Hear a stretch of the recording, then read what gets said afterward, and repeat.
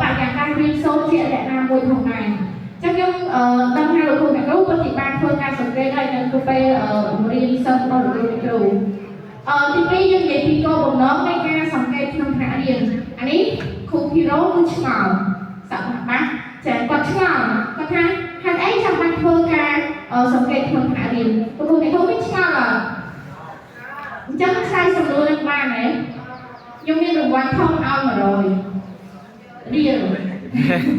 chả lấy đó mang nhung xài sợ nhiều muốn chả nhung xài tha ba thì giống thơ ca pra ca sòng kê pru ha đầm bay mơ pi thăm ở chiết lấy ca cho luôn ở sập thì cha sau thì buồn mũi đương nhiên thăm ở chiết là ca kệ giá thì còn nào có luôn đại dân hai tha extrovertនិង introvert នឹងអ្នកខ្លះគាត់ចូលចិត្តស្ងប់ស្ងាត់ហើយអ្នកខ្លះទៀតគាត់ចូលចិត្តបែបមានសម្លេងក៏មានសកម្មភាពបានគាត់ចេះបោឬស្ងៀមគាត់អត់ចេះទេ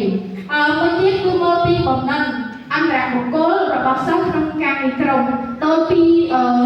កិច្ចការក្រុមមកដែរគឺថាឲ្យមើលឲ្យសង្កេតថាសង្កេតគឺមើលនឹងឯងឲ្យមើលគ្រប់បែបយ៉ាងរបស់សិស្សដែលសិស្សធ្វើហើយមើលពីភាពត្រឹមត្រូវនៃចំណាយរបស់សិស្សក្នុងពេលឆ្លើយសំណួរពេលដែលគាត់ធ្វើកិច្ចការងារក្រុមក៏យើងត្រូវតែមើលដែរមិនចែកហើយយើងមកអង្គុយតុហើយតុគាត់ចោលទេគឺត្រូវមើលគ្រប់បែបយ៉ាងពីពេលដែលគាត់ឆ្លើយចាថាគាត់ឆ្លើយនឹងត្រឹមត្រូវអត់ត្រូវតាមដំណាក់កាលអត់បន្តមកទៀតមើលពីបំណិននៃការប្រើប្រាស់ភាសាវិទ្យាសាស្ត្រដែលសិស្សបញ្ចេញបំណិនអញ្ចឹងមិនត្រឹមតែមើលស្ដាប់គឺយើងត្រូវវិតម្លៃទៀតថាតើគាត់ប្រើត្រឹមត្រូវអត់មានពាក្យ2លេខ2សេចំនួនលេខ2គាត់អត់មានរោហើយគាត់ដាក់អត់អញ្ចឹងយើងថាត្រូវតែអញ្ចឹងយើងត្រូវវិតម្លៃគាត់ភ្លាមៗឲ្យគាត់កែប្រែឲ្យត្រូវវិញបន្តមកទៀតយើងមើលទៀតថាតើខ្លួនយើងនឹងជាក្រុមនឹងត្រូវផ្ដល់ឧទាហរណ៍បន្ថែមឲ្យសិស្សទៀតអត់បើគាត់និយាយបានត្រឹមត្រូវហើយមិនឲ្យគាត់ទៀតទេចេះតែអូសាទរឬក៏និយាយថាគាត់ធ្វើបានល្អណាស់ប៉ុន្តែបើអត់ត្រឹមត្រូវយើងសរសើរគាត់ហើយចាំយើងវិតម្លៃគាត់ថាគាត់ធ្វើខាងចំណុចណាទៀតដើម្បីឲ្យគាត់មានទឹកចិត្តធ្វើបន្តទៀតបន្តមកទៀតអាចហៅសិស្សណាមួយពេលដែលក្រុមមួយ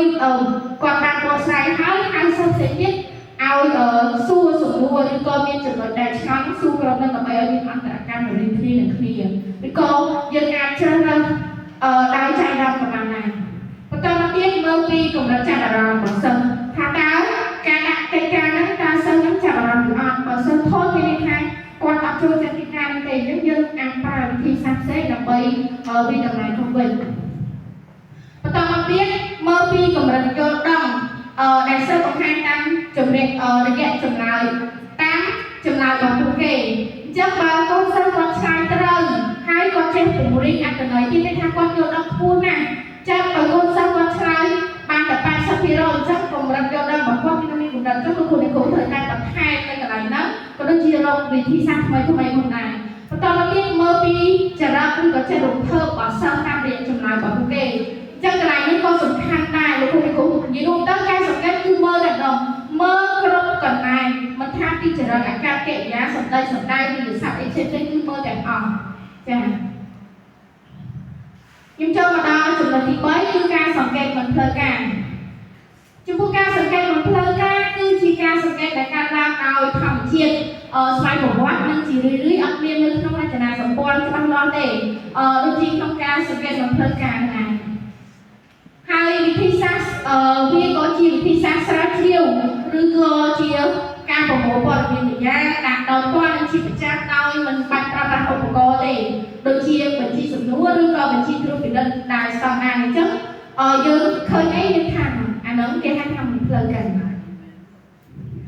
ចាហើយលក្ខណៈពិសេសរបស់វាមានដូចជាគ្មានរចនាសម្ព័ន្ធតឹងរ៉ឹងមានថាវាអត់មិនមានការកំណត់ជាមុនទេគឺឃើញមិនថាអញ្ចឹងបន្ទាប់មកអត់កំណត់រយៈពេលហើយវាកើតឡើងតាមបែប